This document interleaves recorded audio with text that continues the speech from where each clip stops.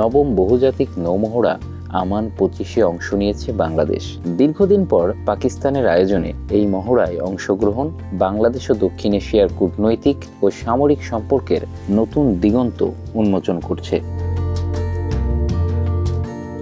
2007 সাল থেকে পাকিস্তান নিয়মিতভাবে আমান মহড়ার আয়োজন করে আসছে। বাংলাদেশ 2007, 2009 এবং 2013 সালে এই মহড়ায় অংশগ্রহণ করেছিল। এরপর দীর্ঘ 12 বছর বিরতির পর বাংলাদেশ এই মহড়ায় অংশ নিয়েছে।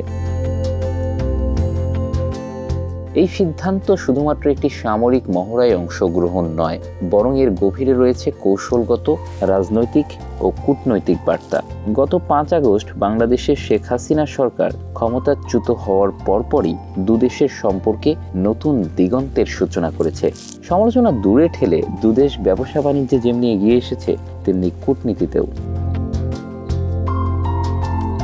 এবারের মহড়ায় অংশ নিয়েছে বাংলাদেশ সহ 50টিরও বেশি দেশ, যার মধ্যে আছে চীন, যুক্তরাষ্ট্র, ইরান, জাপান, মালয়েশিয়া, শ্রীলঙ্কা, সংযুক্ত আরব আমিরাত এবং ওমান।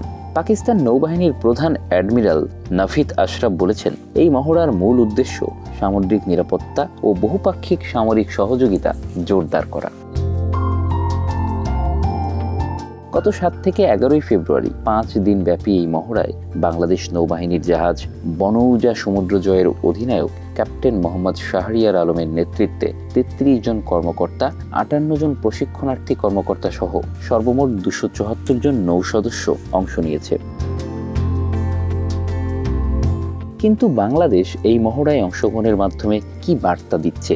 বিশেষ করে ভারত ও চীনের মধ্যে ভারসাম্য রক্ষার কূটনীতি এবং পাকিস্তানের সাথে দীর্ঘদিনের জটিল সম্পর্কের আলোকে। 1971 সালে মুক্তিযুদ্ধের পর বাংলাদেশ ও পাকিস্তানের সামরিক সম্পর্ক ছিল অনেকটাই শীতল। 1975 সালের পর সম্পর্ক পুনরুদ্ধারের চেষ্টা হলেও নানা রাজনৈতিক ও আঞ্চলিক সমীকরণের কারণে বাংলাদেশ খুব একটা এগোয়নি। 2013 সালের পর বাংলাদেশ আমান মহড়াতে আমন্ত্রিত হলেও অংশগ্রহণ করেনি। দীর্ঘ এক যুগ পর বাংলাদেশ এই মহড়ায় যোগ দেওয়ার মাধ্যমে এক নতুন কূটনৈতিক অধ্যায়ের সূচনা করেছে। বাংলাদেশের এই অংশগ্রহণের কয়েকটি গুরুত্বপূর্ণ দিক রয়েছে।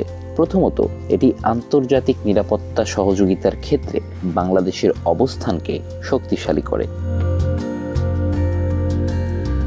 দ্বিতীয়ত, পাকিস্তান সহ অন্যান্য মুসলিম দেশের সঙ্গে সামরিক ও কূটনৈতিক সম্পর্ক সুসংহত করার একটি পদক্ষেপ হিসেবে কাজ করবে। তৃতীয়ত, এটি ভারতের সঙ্গে বাংলাদেশের সম্পর্কের উপর কোনো প্রভাব ফেলবে কিনা সেটাও এক গুরুত্বপূর্ণ অংশ।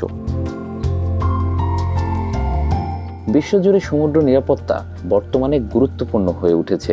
জলদস্যুতা, অবৈধ মৎস্য শিকার, সাইবার হামলা ও আঞ্চলিক দ্বন্দ্ব মোকাবিলায় আন্তর্জাতিক নৌবাহিনীর সহযোগিতা অত্যন্ত জরুরি। Bangla affairs news desk.